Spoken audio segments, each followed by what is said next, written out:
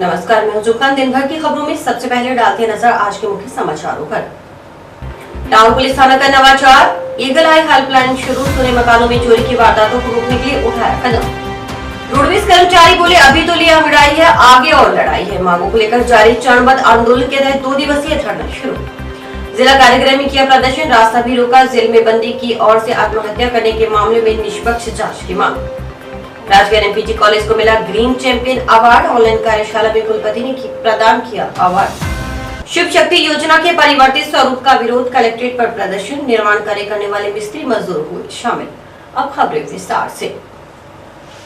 कस्बे की सुने मकानों में बढ़ती चोरी की वारदातों पर अंकुश लगाने के उद्देश्य से टाउन पुलिस थाना की ओर से नवाचार किया गया है। इसके तहत ईगल आई यानी गिद्ध दृष्टि नाम से हेल्पलाइन शुरू की गई है। टाउन पुलिस की ओर से एक हेल्पलाइन नंबर जारी किया गया है। इस नंबर पर व्हाट्सएप मैसेज की सुविधा रहेगी। कस्बे का कोई भी ऐसा व्यक्ति जो अपने मकान पर ताला लगाकर शहर में कहीं बाहर जा रहा है, वह इसकी जानकारी हेल्पलाइन नंबर पर पुलिस से साझा करेगा, ताकि ड्यूटी अधिकारी व गश्ती दल की ओर से विशेष गश्त और प्रभावी मॉनिटरिंग की जा सके। बुधवार को टाउन पुलिस थाना में मीडिया कर्मियों से मुखातिब होते हुए थाना प्रभारी दिनेश सारण ने ईगल आई हेल्पलाइन शुरू करने की जानकारी दी। इस हेल्पलाइन के मोबाइल नंबर 95-304-32-529 सार्वजनिक किए गए। थाना प्रभारी ने बताया कि बीकानेर रेंज पुलिस महानिरीक्षक प्रफुल्ल कुमार और एसपी प्रीति जैन की ओर से कस्बे में सुने मकानों में बढ़ रही चोरी की वारदातों पर अंकुश लगाने, प्रभावी गश्त व मॉनिटरिंग करने के दिशा निर्देश प्रदान किए गए हैं। इसकी पालना में एएसपी जस्साराम बोस, आरपीसी वृत्ताधिकारी प्रशांत कौशिक के मार्गदर्शन में टाउन पुलिस थाना की ओर से नवाचार करते हुए थाना स्तर पर ईगल आई हेल्पलाइन शुरू की गई है। इस हेल्पलाइन की मोबाइल नंबर पर केवल व्हाट्सएप मैसेज की सुविधा उपलब्ध रहेगी। इसके तहत टाउन के शहरी इलाका का जो भी निवासी अपने घर पर ताला लगाकर किसी प्रायोजन से कस्बे से बाहर जाता है, उस व्यक्ति की सहायतार्थ इस हेल्पलाइन को शुरू किया गया है। उन्होंने बताया कि घर से बाहर जाने वाला व्यक्ति अपना पूरा नाम, पता व बाहर जाने की अवधि का विवरण हेल्पलाइन के व्हाट्सएप नंबर पर मैसेज करे। वह अपने आवासीय मकान की लोकेशन हेल्पलाइन के व्हाट्सएप नंबर पर भेजे। मकान मालिक अपने आवासीय मकान के मुख्य द्वार की फोटो व्हाट्सएप नंबर पर भेजे, ताकि गश्ती दल की ओर से मकान की पहचान करने में आसानी रहे। थाना प्रभारी सारण ने बताया कि ईगल हेल्पलाइन शुरू करने का मुख्य उद्देश्य सुने मकानों में चोरी की वारदातों को रोकना है। इसके तहत उपरोक्त सूचना प्राप्त कर ड्यूटी अधिकारी व गश्ती दल की ओर से विशेष गश्त और प्रभावी मॉनिटरिंग की जाएगी। हमारे थाने द्वारा एक नवाचार करते हुए ईगल आई नाम से एक हेल्पलाइन शुरू की गई है, जिसका नंबर 9530432529 है। इस हेल्पलाइन को शुरू करने का मुख्य उद्देश्य हमारा यही है कि सुने जो मकान है उसमें चोरी की वारदातें ना हो और उनमें प्रभावी गश्त और मॉनिटरिंग हो। इसके लिए हमने ये हेल्पलाइन शुरू की गई है। इस हेल्पलाइन के लिए मैं जनता से अपील करना चाहता हूँ कि जो भी कस्बे का निवासी है वो अगर मकान को सुना छोड़ के बाहर जाए तो वो हमें इस हेल्पलाइन पर मैसेज करें। इस हेल्पलाइन का नंबर सब जगह वितरित कर दिया जाएगा। सबसे पहले वो इस हेल्पलाइन पर अपना पूर्ण नाम, पता और घर से बाहर जाने की अवधि है वो हमें मैसेज कर दे। अपने घर की लोकेशन हमें उस हेल्पलाइन नंबर पे मैसेज कर दे और अपने घर का फ्रंट फेस का फोटो हमें मैसेज कर दे, ताकि हमें उस घर को पहचानने में आसानी रहे। और फिर हम गश्ती दल द्वारा, डीओ द्वारा इस पर प्रभावी मॉनिटरिंग करके और जो चोरियां हो रही है उसको रोकने का प्रयास करेंगे। कौन कौन मॉनिटरिंग करेगा? इसमें मॉनिटरिंग है मेरे द्वारा, सीओ साहब द्वारा, एसपी साहब द्वारा की जाएगी। और इसमें करीब करीब थाने के सारे स्टाफ को इन्वॉल्व करके, बीट कांस्टेबल को इन्वॉल्व करके, डीओ को इन्वॉल्व करके, चेतक को इन्वॉल्व करके उन घरों में विशेष गश्त करवाई जाएगी। इस तरह के पहले टाउन में शुरू हुई या पूरे राजस्थान में पहली है? मेरे हिसाब से रेंज में तो पहली है जो हमने एक नवाचार शुरू किया है, और इसकी सफलता यहाँ के निवासियों पर निर्भर करती है वो हमें कितनी सूचना दी। शिव शक्ति योजना के परिवर्तित स्वरूप के विरोध में निर्माण कार्य करने वाले मिस्त्री मजदूरों ने बुधवार को जिला कलेक्ट्रेट पर प्रदर्शन किया। इससे पहले राजस्थान निर्माण मजदूर यूनियन सीटू के बैनर तले जिले भर के मिस्त्री मजदूर लाल चौक पर इकट्ठा हुए। यहां से रैली के रूप में नारेबाजी करते हुए कलेक्ट्रेट पहुंचे और प्रदर्शन कर संभागीय श्रम आयुक्त जयपुर के नाम तहसीलदार को ज्ञापन सौंपा।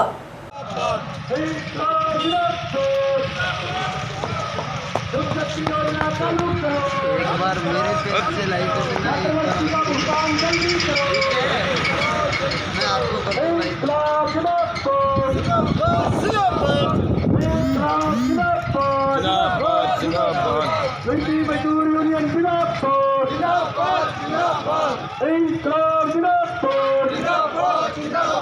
अभी चली अंजड़ाई है।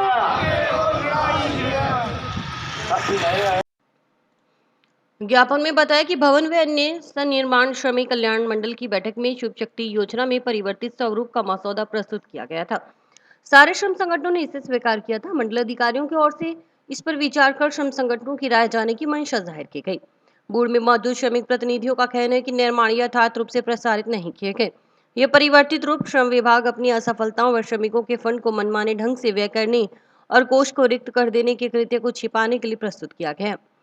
कोरोना काल में बोर्ड के फंड में 328.50 करोड़ रुपए हड़प लेने के बाद न लौटाने के प्रयत्नों पर पर्दा डालने का प्रयास है। योजना को कौशल विकास के साथ जोड़ने का अर्थ कहीं ये तो नहीं है कि कौशल विकास के लिए भवन निर्माण फंड का पैसा खर्च किया जाए। उन्होंने कहा कि कौशल विकास के लिए केंद्र सरकार की ओर से जो आर्थिक सहयोग मिलता है उस राशि से ही श्रमिक के बच्चों को प्रशिक्षण दिया जाए। शुभ शक्ति योजना की राशि बालिकाओं के विवाह के लिए आरक्षित हो। ज्ञापन में कहा गया कि शुभ शक्ति योजना से राशि भुगतान के लिए शैक्षणिक योग्यता की शर्त लगाना गलत है। गांव में विशेषकर आदिवासी क्षेत्र में बालिकाओं के लिए शिक्षा की न तो पूरी व्यवस्था है और न ही सामाजिक वातावरण। ज्ञापन में यह भी मांग की गई कि शुभ शक्ति योजना के इस स्वरूप को रद्द किया जाए। सरकार ने बोर्ड की जो राशि ली है उसे ब्याज सहित लौटाया जाए। आज राजस्थान निर्माण मिस्त्री और मजदूर यूनियन का हमारा आज सम्मेलक प्रोग्राम था, जिसमें हमने कलेक्टर साहब को ज्ञापन दिया है और उसके अंदर जो बच्ची की शादी पर 54,000 रुपए या बच्ची को पढ़ाने के लिए उसको 54,000 रुपए जो सरकार देती थी वो उन्होंने बंद कर दिया और उसके साथ में छात्रवृत्ति मिलती थी। जो बच्ची की डिलीवरी होती है उसके ऊपर भी करीबन 20 से 21,000 रुपए मिलते थे और उसके साथ में औजार खरीदने के लिए मिस्त्रियों को पैसे मिलते थे। वो तमाम जो सुविधाएं थी वो सरकार ने बंद कर दी। ये पूरे राजस्थान के अंदर राजस्थान निर्माण मिस्त्री मजदूर यूनियन के बैनर पर पूरे राजस्थान में धरने प्रदर्शन हो रहे हैं और धरने प्रदर्शन इसलिए हो रहे हैं कि पिछले कोरोना काल में 238 करोड़ 50 लाख रुपए बिना निर्माण बोर्ड की मीटिंग के सहमति लिए कांग्रेस की गहलोत सरकार ने वो पैसा अपने कब्जे में ले लिया और उस वजह से पिछले 2 सालों से जितने भी निर्माण श्रमिक है जिनके मजदूर कार्ड बने हुए हैं उनको किसी प्रकार की कोई सुविधा नहीं मिल रही। कापी बनी हुई है, सबने फार्म भरवा रखे हैं, किसी ने शुभ लक्ष्मी योजना के भरवा रखा है, किसी ने चोट का भरवा रखा है, किसी ने लोन का भरवा रखा है, कहीं छात्रवृत्ति का है। लेकिन 2 साल से लोग चक्कर पे चक्कर काट रहे हैं लेकिन कोई उसका सुविधा नहीं मिल रही। अभी सरकार ने इसमें एक और किया है कि शुभ लक्ष्मी जो योजना है कि हम उसको 55 के बजाय 75,000 करेंगे, लेकिन उसमें उन्होंने ये कहा है कि हम इसको प्रधानमंत्री कौशल आवास योजना से जोड़ेंगे। उसके साथ जोड़ते ही सीधा सीधा पूरे राजस्थान में 90% मजदूर उससे बाहर हो जाएंगे।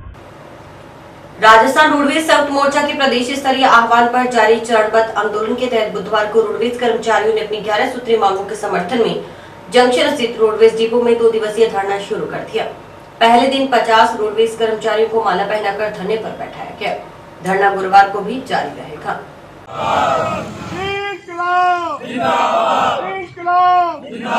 हमारी मांगे गवर्नमेंट कर्मचारियों का बकाया भुगतान करो। गवर्नमेंट कर्मचारियों का बकाया भुगतान करो। इंकलाब अभी तो ली अंगड़ाई है, अभी तो ली अंगड़ाई है। दुखी चक देंगे, दुखी चक देंगे। धरना स्थल पर हुई सभा में रोडवेज कर्मचारी महावीर जोशी ने कहा कि केंद्र सरकार सभी विभाग निजी हाथों में सौंप रही है। खुद प्रधानमंत्री ने भाषण दिया था कि हमारा काम सरकार चलाना है, व्यापार चलाना नहीं। देश में लगातार बेरोजगारी बढ़ रही है, सरकारी तंत्र का निजीकरण हो रहा है, लगातार भूखमरी बढ़ती जा रही है। यह सब तब तक होता रहेगा तब तक देश का किसान, मजदूर, व्यापारी व कर्मचारी एकजुट होकर इसके खिलाफ लड़ाई नहीं लड़ेगा। इसके लिए कॉरपोरेट के खिलाफ लड़ाई लड़नी होगी। एकता पैदा किए बगैर इस लड़ाई को नहीं जीता जा सकेगा। पृथ्वी सिंह महिला ने बताया कि वेतन, पेंशन व 1 माह की सेवानिवृत्ति परिलाभों का हर माह के पहले कार्य दिवस को भुगतान करने, 21 जुलाई 2021 से महंगाई भत्ते में अपेक्षित वृद्धि करने, 7वें वेतन आयोग की सिफारिशों के अनुरूप रोडवेज कर्मचारियों के वेतनमान और पेंशन 1 जनवरी 2016 से संशोधित करने, अगस्त 2016 से जुलाई 2021 तक 60 महीनों में 5,000 से ज्यादा सेवानिवृत्त हुए कर्मचारियों के सेवानिवृत्ति परिलाभों का एकमुश्त भुगतान करने आदि मांगों को लेकर रोडवेज कर्मचारी आंदोलनरत हैं। अगर सरकार ने मांगे नहीं मानी तो आंदोलन लंबा चल सकता है। नायब सिंह ने बताया कि अगले माह सितंबर में प्रांतीय नेताओं की प्रत्येक आगार में बैठकें रखकर आंदोलन को मजबूत किया जाएगा। साथ ही सितंबर माह में क्षेत्रीय विधायकों व सरकार के प्रतिनिधियों से मुलाकात कर रोडवेज कर्मचारियों की मांगों से अवगत करवा उन्हें राजधानी तक पहुंचा हल करवाने की मांग की जाएगी। उन्होंने बताया कि आंदोलन के तहत 1 से 30 सितंबर तक संयुक्त मोर्चा के घटक श्रमिक संगठनों के पदाधिकारियों की ओर से रोडवेज की सभी इकाइयों के दौरे कर वहां कर्मचारियों की आम सभाओं प्रदर्शनों का आयोजन, 5 अक्टूबर को जयपुर में प्रदेश स्तरीय रैली, 5 से 25 अक्टूबर के मध्य 1 या 2 दिन कुछ घंटों का प्रदेश व्यापी कार्य बहिष्कार, 25-26 अक्टूबर को दिन रात के धरने और 27 अक्टूबर को 24 घंटे की प्रदेश व्यापी हड़ताल की जाएगी। परिवार साथी सभी संगठनों के प्रतिनिधि जो साथीगण आए हैं, मैं उनका हार्दिक अभिनंदन करता हूँ। साथियों, ये धरना कल का हो रहा है, आगे भी अपने अगले महीने में मीटिंगें आएगी, उसमें भी अपने कई प्रोग्राम रखे हैं। जो मेरा मानना है कि पीछे जब अपने आंदोलन किए थे उस समय अपने सभी साथी, जहाँ सरकार बीजेपी की थी और डॉक्टर राम प्रताप जी मंत्री थे, उस टाइम उनके घर के पास जाकर अपने उनके खिलाफ प्रदर्शन किया था और उनको बताया था कि हमारी मांगें पूरी करवाओ। तो साथियों, अपने भी अब जो हमारे यहाँ के विधायक हैं, जो भी है, चाहे दिल्ली का चाहे जहाँ का है, उनके पास जाके अपनी मांगें रखेंगे, उनके खिलाफ प्रदर्शन करेंगे। वो भी अपना लेटर लिखें कि ये कर्मचारी है जो परेशान हो रहे हैं, इनकी मांगें पूरी कीजिए। जब अपने पूरा दबाव बनाएंगे तो जाकर अपनी मांगें पूरी होगी। सारी तो नहीं कह सकते कि आज तक सारी मांगें कभी पूरी नहीं हुई। जो मेन मुख्य मांगे हैं, जैसे रिटायरमेंट कर्मचारी का भुगतान है, ये सबसे मेन मुख्य मांग है। ऐसी मांगे जो मुख्य मांगे पूरी हो तो वो भी बहुत अपने आंदोलनों के कारण हो। ये रोडवेज जो बच्ची खड़ी है, ये सिर्फ अपने आंदोलनों के कारण बची। रोडवेज हनुमानगढ़ डिपो के कर्मचारियों द्वारा आज प्रोग्राम के अनुसार आज 25 और 26 को 2 दिन धरना लगाया जाएगा। जो हमारी जो मांगे हैं, जैसे जो रिटायर्ड कर्मचारी है उनको संस्था से जो पेमेंट नहीं दिया जा रहा है, और साथ ही जो कर्मचारियों के जो भत्ते वगैरह कुछ नहीं दिया जा रहे हैं, उसी के साथ नई भर्ती है, नए यहाँ पर रोडवेज के नई बसें ली जा रही है। इस उद्योग को खत्म करने जा रहे हैं। वैसे तो नागरिक बंधु को देखा जाए तो ये हिंदुस्तान के अंदर जो कल ही इन्होंने जो पास कर दिया है अधिवेशन में, ये मता पास कर रहे हैं और कानून पास कर रहे हैं कि हिंदुस्तान में जो परिवहन कर्मचारी कहीं LIC के हो, कहीं दूसरे किसी भी विभाग की हो, सभी विभागों का वो निजीकरण करने जा रहे हैं। घोषित मुख्यालय द्वारा संयुक्त मोर्चे द्वारा घोषित के प्रोग्राम में हर डिपो में ये धरने का प्रोग्राम 25 और 26 को चल रहा है। इसमें सबसे मुख्य मांग है जो रिटायरमेंट कर्मचारी 16 से पेमेंट नहीं दिया जा रहा, वो एक मुश्त पेमेंट किया जाए और नई गाड़ियां ली जाए और नई भर्ती की जाए। सबसे मुख्य मांगे हमारी यही है और ये इनको पूरी करनी पड़ेगी। अगर हमारी मांगे नहीं पूरी हुई तो आंदोलन बढ़ता जाएगा। और घोषित प्रोग्राम में आगे आपको पहले भी बता चुके हैं कि हड़ताल का भी प्रोग्राम है और आगे धरने का भी प्रोग्राम चलेगा हमारा। पिछले दिनों जेल में बंद बंदी का शव जिला कारागृह परिसर में लगे पेड़ पर झूलता मिलने के मामले की निष्पक्ष जांच और जेल में कथित अवैध कार्य में भ्रष्टाचार करने वाले दोषी जेल कार्मिकों के खिलाफ कार्रवाई की मांग को लेकर भारतीय जनवादी नौजवान सभा के कार्यकर्ताओं ने बुधवार को जिला कारागृह में प्रदर्शन किया। साथ ही कुछ देर के लिए जेल के सामने सोटगढ़ 4 लेन पर चक्काजाम भी कर दिया। इस दौरान प्रदर्शनकारियों में पुलिस कर्मियों के बीच धक्का मुक्की भी हुई। कार्यकर्ताओं ने जेल प्रशासन के खिलाफ जमकर नारेबाजी की।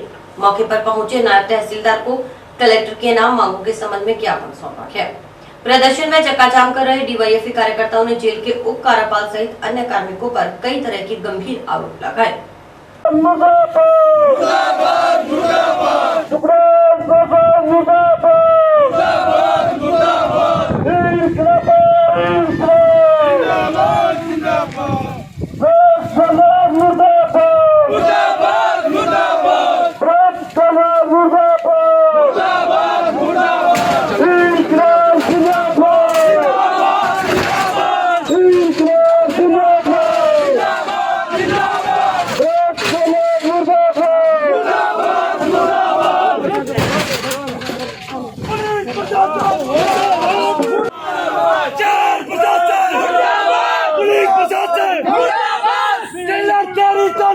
तानाशाही नहीं चलेगी, नहीं चलेगी, तेरी तानाशाही नहीं चलेगी, नहीं चलेगी, तेरी तानाशाही नहीं चलेगी, नहीं चलेगी।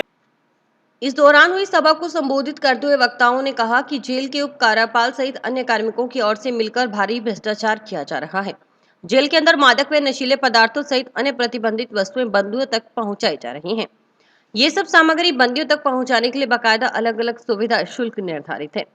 बंदियों की ओर से सुविधा शुल्क नहीं देने पर उन्हें बीकानेर स्थानांतरित करने की धमकी भी दी जाती है।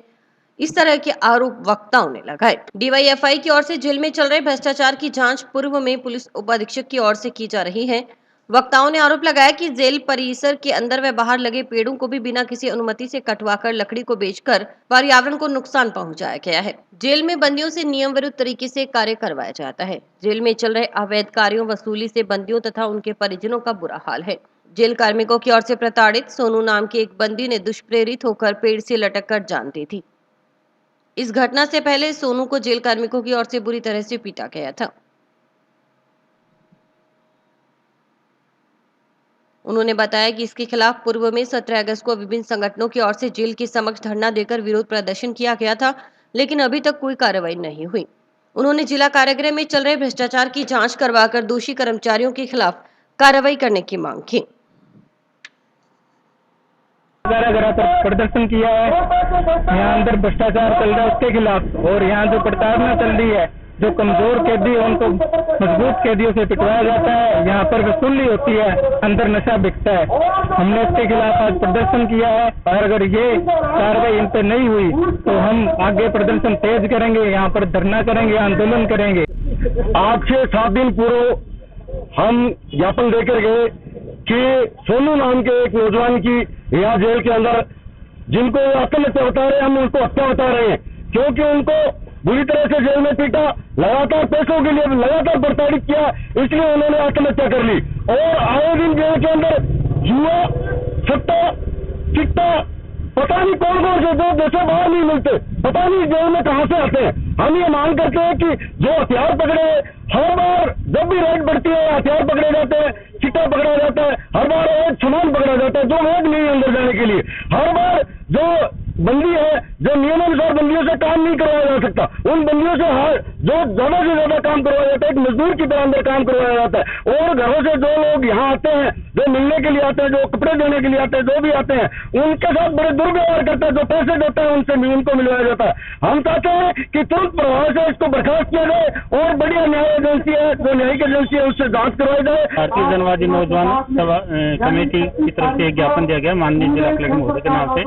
ये जेल के अंदर कोई आदमी के हत्या कर ली, आत्महत्या कर ली, जिसके संबंध के और अन्य कई आरोप लगाए गए जिनके संबंध में, तो मैं माननीय जिला कलेक्टर साहब को एक ज्ञापन दूंगा और जो भी कलेक्टर है उनको जांच करवाएंगे, न्याय किया जाएगा। Mahatma Gandhi National Council of Rural Education शिक्षा मंत्रालय भारत सरकार की ओर से बुधवार को ऑनलाइन कार्यक्रम आयोजित किया गया। कार्यक्रम में मुख्य अतिथि महाराजा गंगा सिंह विश्वविद्यालय बीकानेर के कुलपति प्रोफेसर विनोद कुमार सिंह की ओर से टाउन स्थित एनएमपीजी कॉलेज को स्वच्छता एक्शन प्लान के अंतर्गत 1 डिस्ट्रिक्ट 1 ग्रीन चैंपियन अवार्ड प्रदान किया गया।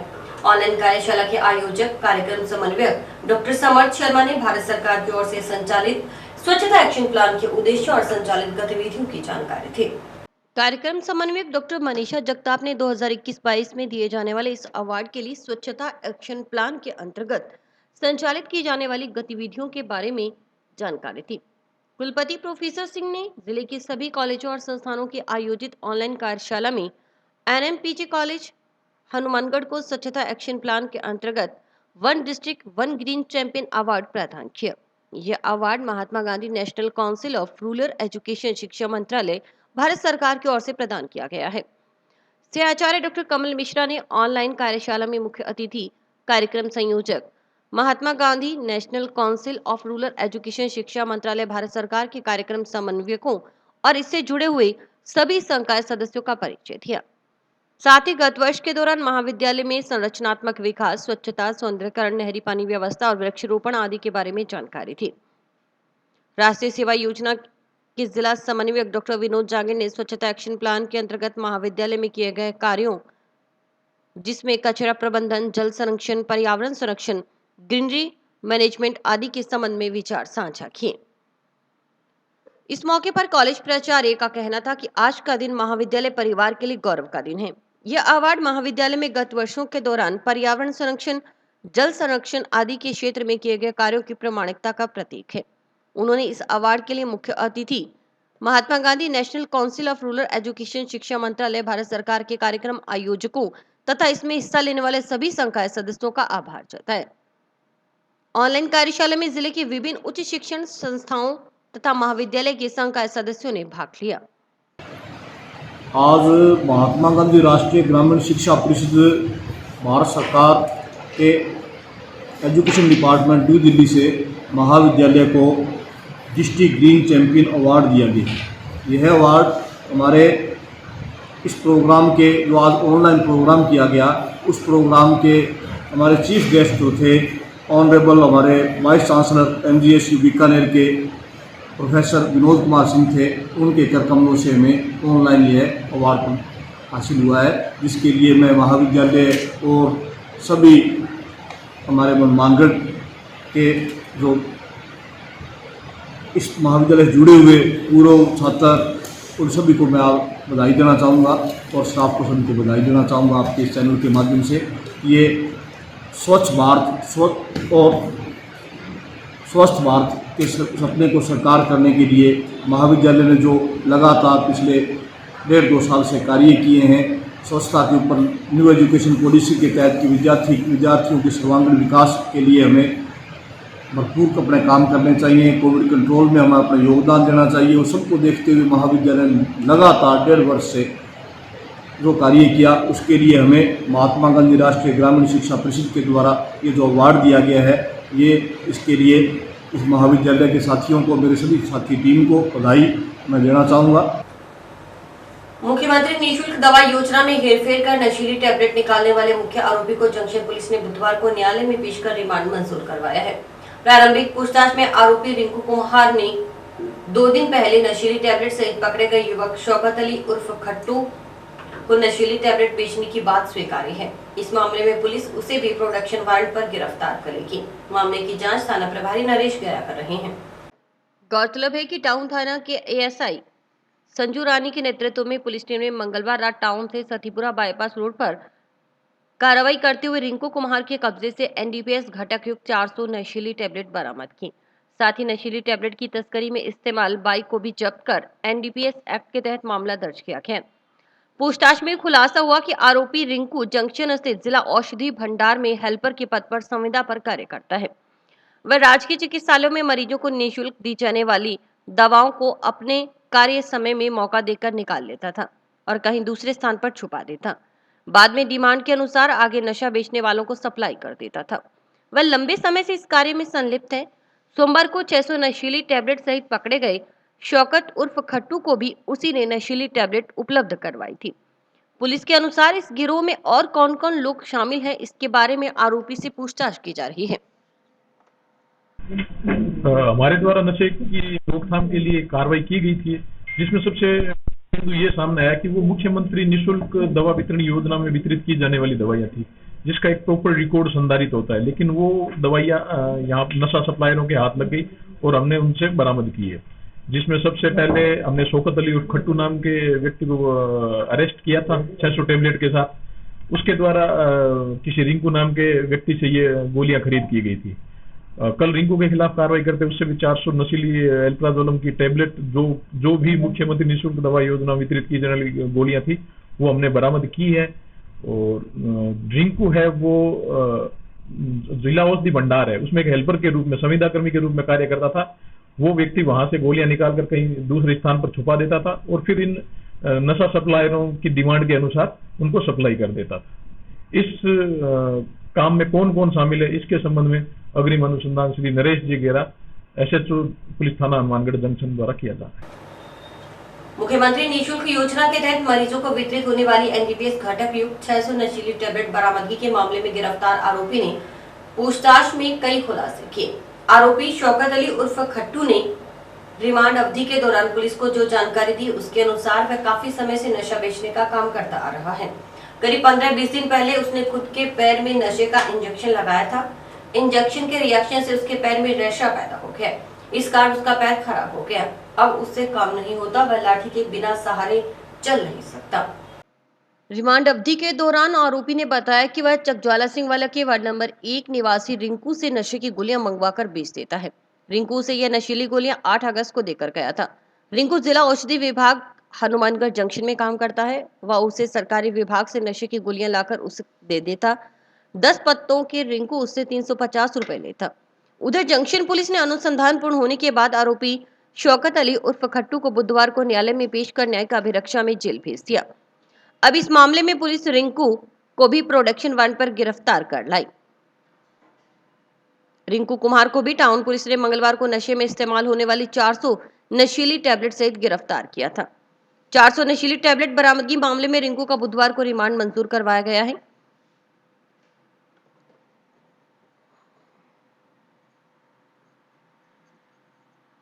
गौरतलब है कि टाउन थाना की एसआई संजू रानी के नेतृत्व में पुलिस टीम सोमवार देर शाम को रूपनगर में पहुंची तो शौकत अली उर्फ खट्टू अपने घर के बाहर नशीली टैबलेट बेचता पाया गया।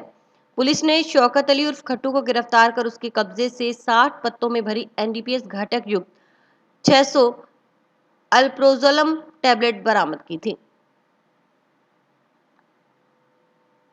सभी टैबलेट पर Rajasthan government supply not for sale अंकित था। आरोपी के खिलाफ एनडीपीएस एक्ट के तहत मामला दर्ज कर जांच जंक्शन थाना की एसआई विशु वर्मा को सौंपी गई।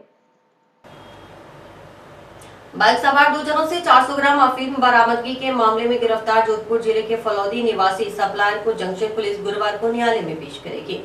सप्लायर कैलाश बिश्नोई निवासी फलोदी जिला जोधपुर 3 दिन की रिमांड पर चल रहा है। अनुसंधान पूर्ण होने पर पुलिस उसे गुरुवार को न्यायालय में पेश कर न्यायिक अभिरक्षा में जेल भिजवाएगी। नगर परिषद की ओर से चलाए जा रहे पौधरोपण अभियान के तहत बुधवार को जंक्शन के रिको फेज 2 स्थित एफसीआई गोदाम में पौधरोपण किया गया। कार्यक्रम के मुख्य अतिथि मनोनीत पार्षद श्याम सुंदर झंवर थे। इस दौरान पार्षद झंवर के अलावा प्रदीप गर्ग, एफसीआई गोदाम में सीडब्ल्यूसी द्वितीय के मैनेजर अनुपम कुमार, मुख्य स्वच्छता निरीक्षक प्रेमलता पुरी, स्वच्छता निरीक्षक जगदीश सिराव, एसबीएम प्रभारी भागभूषण शर्मा ने पौधरोपण कर कार्यक्रम की शुरुआत की। इस दौरान नीम, बबुल, आंवला, गिलोय सहित अन्य औषधीय पौधे लगाए गए। इस मौके पर पार्षद श्याम सुंदर झंवर ने कहा कि पेड़ पौधे हमें जीवन प्रदान करते हैं। शुद्ध हवा और बारिश पौधों के कारण ही होती है। पेड़ पौधों से ही प्रकृति की सुंदरता दिखती है। आने लगाए गए सभी पौधों की सार संभाल गोदाम के स्टाफ की ओर से किए जाने का भी जिम्मा लिया। उन्होंने कहा कि प्रत्येक स्टाफ सदस्य को 5-5 पौधों की सार संभाल करने का जिम्मा सौंपा गया है। नगर परिषद के तत्वाधान में 21 जून से 2 अक्टूबर के बीच में पौधारोपण अभियान चलाया जा रहा है, जिसके अंतर्गत वेयर हाउस परिसर का चुनाव किया गया और यहाँ करीब 50 पौधे को लगाया जा रहा है। और हमने संकल्प लिया है कि हम सभी स्टाफ को 5-5 पौधे अडॉप्ट कराएंगे और वो उनकी देखभाल करेंगे। एक भी पौधा नष्ट न हो, मरे न, इस बात का पूरा ध्यान रखा जाएगा। परिषद द्वारा चलाया गया पौधारोपण अभियान जो 2 अक्टूबर तक जारी रहेगा। इसके अंतर्गत पौधारोपण के लिए सेंट्रल वेयर हाउस सेकंड में चयनित किया गया है, जहां हमने 50 पौधे लगाए हैं। टाउन की बरकत कॉलोनी वार्ड नंबर 45 की बाशिंदों ने बुधवार को विधायक चौधरी विनोद कुमार के निवास पर पहुंचकर अपनी आशियाने बचाने की गुहार लगाई। इस दौरान वार्डवासी श्यामदास ने बताया कि टाउन में बरकत कॉलोनी के साथ ही अयोध्या नगरी बसी हुई है। 2004 में विजय सिनेमा के पीछे से जरूरतमंद परिवारों को उठाकर यहां नगर परिषद ने ही आशियाने अयोध्या नगरी में जरूरतमंदों को दिए थे। अब नगर परिषद यहां सड़क का निर्माण कर रही है। इसके चलते 23 फीट तक जगह नगर परिषद की ओर से अधिग्रहण की जा रही है। इसकी जगह यहां बने हुए जरूरतमंद परिवारों के आशियाने आ रहे हैं। उन्होंने कहा कि अयोध्या नगर की वासी भी शहर का विकास चाहते हैं, इसलिए अगर 15 फीट तक जगह नगर परिषद अधिग्रहित करती है तो गरीबों के आशियाने भी बच जाएंगे और शहर का विकास भी नहीं रुकेगा। वार्ड वासियों ने विधायकों की गैर मौजूदगी में उनके पुत्र भूपेंद्र चौधरी से मिलकर अपने आशियाने बचाने की गुहार लगाई। सारा रिक्वेस्ट बच्ची बच जाएगा। बिल्कुल सही बात है। कहना चाहूँ तो 3-4 बजे मौका देख लेगा यह देखूंगा तो नहीं चला अब कोई किसी घर में और में कोई घर उधर जाएगा नहीं मुझे मिलेंगे भाई सब लोग। नमस्कार साहब नमस्कार नमस्कार।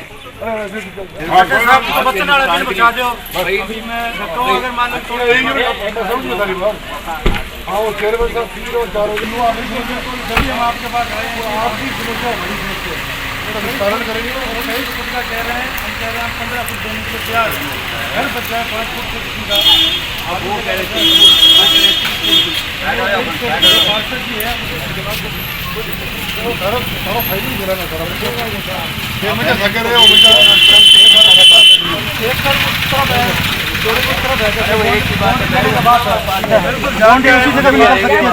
सबका मकान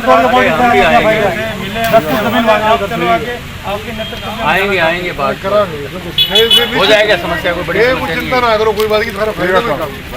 आज वार्ड 45 की तरफ से आए हैं जो कि नगर परिषद द्वारा नोटिस दिया गया है कच्ची बस्ती को जोड़ पैतन में जो आ रहा है साइड में जो कह रहे हैं कि नाली बनाएंगे निर्माण करेंगे उसको नोटिस दिया गया और चिन्हित किया गया है। उसी बात पर हम आए हैं कि जो कच्ची बस्ती को नगर परिषद द्वारा नोटिस दिया गया है उसने 30 फुट का मांग किया फिर 23 फुट का कह रहे हैं। हम ये कह रहे हैं हम 15 फुट तक सहमत हैं। 15 फुट लेने से हमारा घर मकान बच रहा है और गरीबों का नुकसान बहुत कम हो रहा है और इस बात पे हम सहमत है कि आप 15 फुट लीजिए। जहाँ आप 23 फुट कह रहे हैं वहाँ 15 फुट बीच का रास्ता निकालिए। और चौधरी साहब के लड़के से बात हुई है इस तरीके उन्होंने विश्वास दिलाया है और हम निवेदन करने आए थे उनके पास उन्होंने विश्वास दिलाया हम बातचीत करेंगे और बीच का रास्ता जरूर निकालेंगे गरीबों का घर बचाएंगे ना कि उजाड़ने देंगे। बताएं हम इसीलिए कि हमें तो कम से कम 45 साल 40 साल यहाँ रहते हुए हो गए। उसके बाद 2093 में हम विजय सिनेमा पर उसी जहाँ से अभी भगा रहा है वहीं थे वो बाढ़ में डूब गया था तो हम लोग विजय सिनेमा के पास बैठे।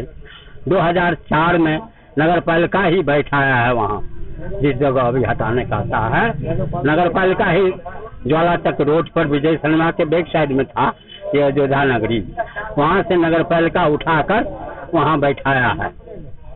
और अब फिर ये समस्या आ गए तो कहलाम है पार्षद को कि 23 फुट चाहिए। बस्ती वाला के कहलाम यह है कि 15 फुट दे रहे हैं और साइड में जगह बचा हुआ है। ऐसे काम कर लो कि नगर पालिका की काम भी नहीं रुके और गरीब आदमी की मकान बस्ती बच जाए। और इसी के साथ समाचार समाप्त हुए। रोजाना देखते रहिए समाचार। नमस्कार।